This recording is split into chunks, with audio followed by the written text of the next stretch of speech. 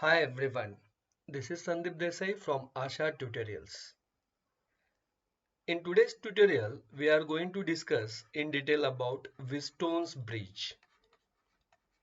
In 1843, Charles Wheatstone designed a bridge circuit with the help of four resistances, where with the help of that he was able to calculate accurately the unknown resistance. So how he has done that we are going to see in this tutorial. He used four resistances and connected them so that they form a cyclic quadrilateral. Let's say that this is a resistance R1. We have suppose here another resistance, uh, let us call it as R2. Then third resistance, suppose here we have this is R3, and the fourth resistance, let us call it as R4, and those are connected so that it forms a quadrilateral. Let us give name to that is A, B, C, D. Then these two diagonally opposite points A and C he connected to a cell of EMF E and a key, that is K, to this C end. The remaining two ends across that he connected a current sensitive galvanometer. Let's say the galvanometer G, that is connected in between B and D. So as here this ABC and ADC, these two branches are bridged by the current sensitive galvanometer. So this particular network or circuit is known as bridge circuit. And he has written for a particular condition a bridge balancing equation. He has shown that when current flowing through the galvanometer, that is, let's call it as Ig, is equal to 0, then the ratio of R1 to R2, that is the ratio of resistances of this R1 to R2, is equal to R3 upon R4. And here, if you know any three resistances, it is possible to find out the unknown resistance. But to apply this particular condition, important you remember here point that the galvanometer should show null deflection. Null deflection or zero deflection. Now when it is possible that this galvanometer will show you null deflection? If the potential at B end, B point, and the potential at D point, if they are equal, then only the current that will not flow through this branch and we can get the null deflection. You know, on galvanometer how we have, in galvanometer what we have, on galvanometer you may find there is a pointer which deflects as per the current passing through this galvanometer. So if it shows null deflection, suppose like this, here it shows null deflection, then we can say that bridge is balanced, and at that position we can use this bridge balancing condition. So let us now prove this particular bridge balancing condition. So you can refer once again the same figure. Suppose when I connect all these resistances as shown in this figure, and if I press this key on, then current that will flow through this particular circuit. Suppose I, that is the current flowing up to A, and this current is get divided in two branches.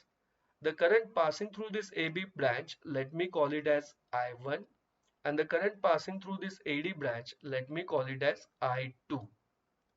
So as this current I1 flows up to B, then again it get divided in two branches, that is through BC and BD. But as we are going to derive this condition when galvanometer current is 0, so let me call this current through this galvanometer as Ig, and when it shows 0, then it means that whatever current flowing up to B, the same current I1 that will flow through the BC branch. Similarly, the current I2 which is flowing through this AD, as this IG, that is zero current, is get added into that. So the current passing through this DC branch is same as that of I2. So let me call it as I2. And again this I1 and I2, they are combined at this point C. So the total current which actually initially flows because of this cell, the same current I, that again get back to this cell. So this circuit is get completed like this. Now to prove this particular bridge balancing condition, let me use here first of all the Kirchhoff's voltage law to loop. So apply here Kirchhoff's voltage law to loop ABDA. So look at to this loop ABDA. But before applying this Kirchhoff's voltage law directly, let me mark here plus minus sign as per the flow of current. So as current is flowing, I1 is flowing from A to B. So let me mark here plus, this is minus. IG, that current flows through the galvanometer from B to D. So let me mark here plus and minus. And as I2 current flowing from A to D, and conventional direction of current, as per that I will mark plus and minus over this branch like this. Okay. Then as we know the Kirchhoff's voltage law, what is it? The sum of algebraic sum of all the EMF and potential differences is equal to 0 or any closed loop. So as I consider this loop ABDA, then there if I apply the Kirchhoff's voltage law, what I can write, let's see. As I go from A to B, that is plus to minus, so I will take here the sign that is minus, and the potential difference across that branch is I1 R1. Then from B to D, as I travel, I am going from plus to minus, so again the sign is minus. The current flowing through galvanometer is Ig and the resistance of galvanometer is G. Then as I go from D to A, I am going from minus to plus, so the sign I take here, that is plus, and the potential difference across that branch is I2 R3. The loop is over, so that is equal to 0.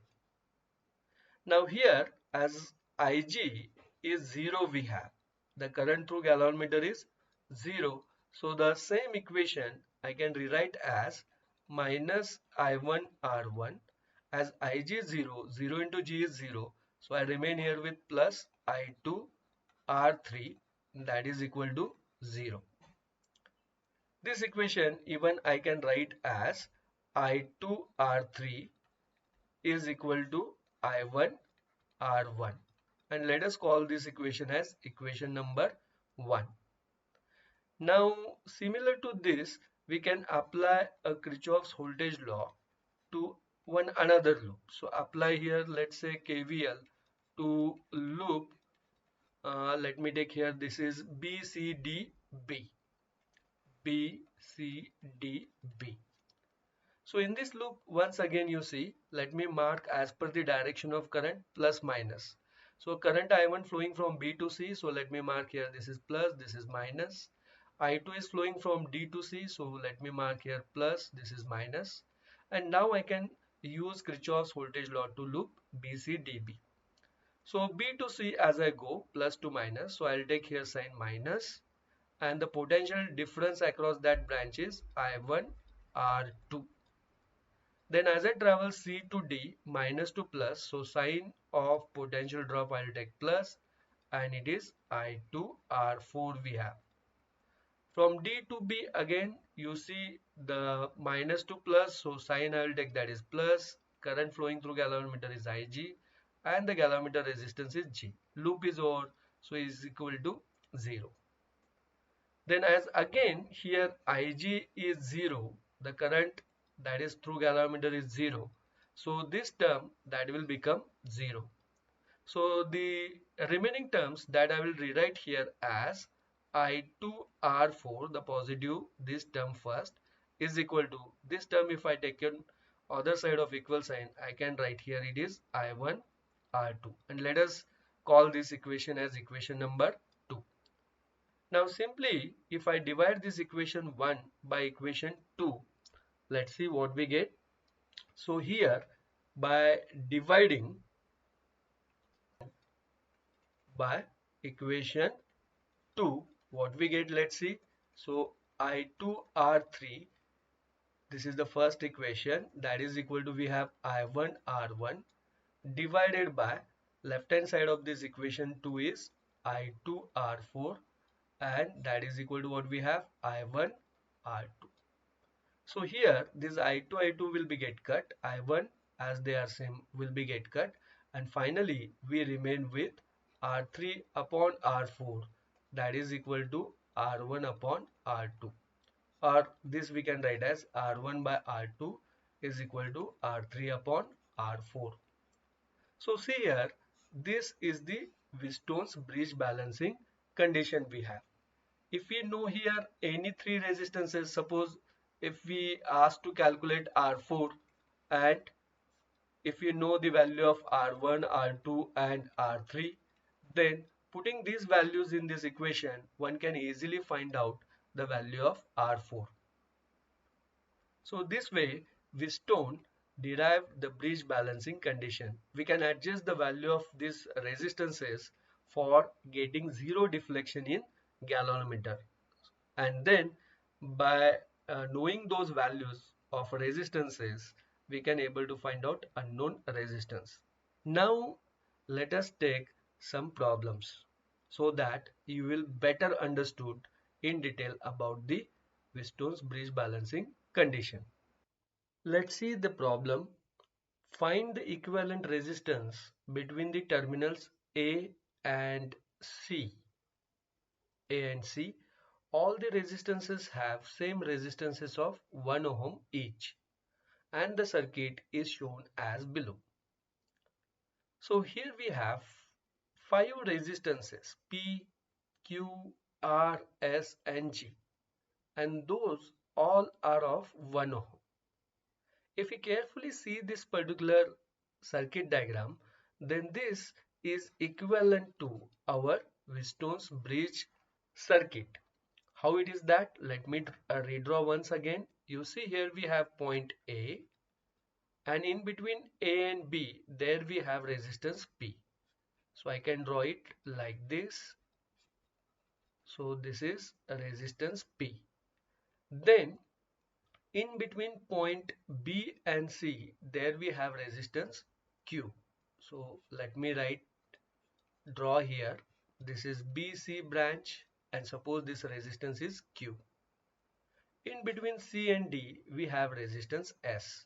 So here if we have, suppose this is D point, then in between C and D we have resistance S, and in between A and D we have resistance, that is R. So let me draw here this resistance as R.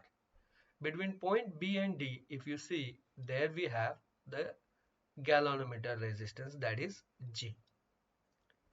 And just as we were discussed that when bridge is balanced, when this R1 by R2 is equal to, we have R3 upon R4. And here in this problem it is given that all these resistances, resistance P, Q, R and S, even that G, that all are equal to, we have 1 ohm. Means definitely this particular condition is followed, and it means that current passing through galvanometer, that is 0 we have. So even if we not consider this particular branch, it will be okay.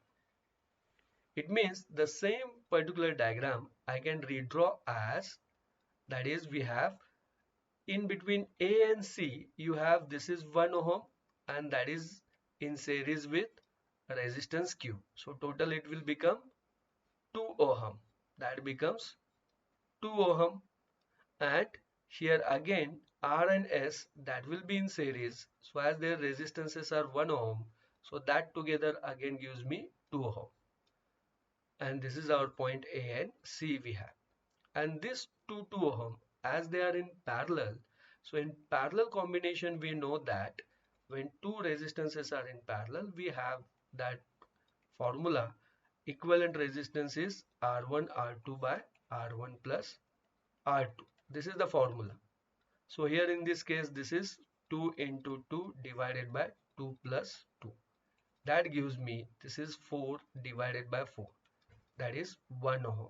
It means the equivalent resistance between A and C, how much we have? It is 1 ohm. Now let's see the problem number 2. Resistance is PQRS and their values are provided here, 10, 15, 25, 50. Connected to form Wheatstone's bridge as below. So here we see this circuit diagram. What resistance has to be connected in parallel with S so that the bridge is balanced? So let's solve this particular problem. So what is given to us, that first of all we will write here. So what are the things given to us? The resistances P, Q, R and S. And their values, how much they are given here? This is 10 ohm, Q is 15 ohm, then R is 25 ohm and S is 50 ohm. So these are the values of these four resistances provided to us.